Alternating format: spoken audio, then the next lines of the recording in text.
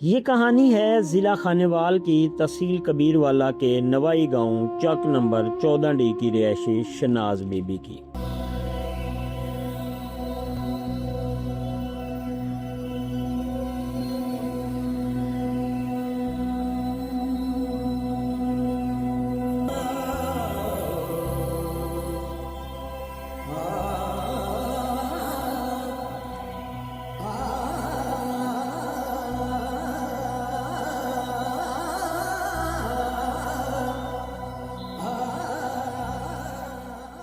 یہ ایک ایسی باہمت لڑکی ہے جو دونوں ہاتھوں سے معذور ہونے کے باوجود زندگی کے سامنے ہار نہیں مانی۔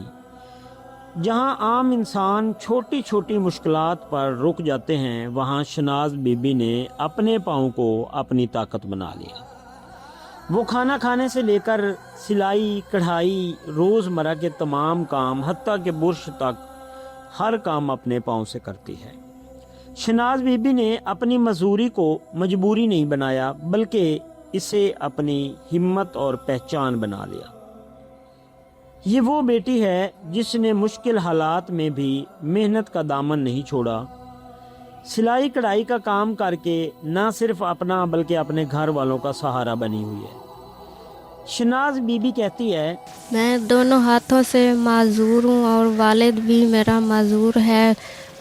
وزیر اعلیٰ سے گزارش کرتی ہوں وہ کوئی ہماری امداد کی جائے، اسکول بنا سکوں اور لڑکیوں کو سکھا سکوں۔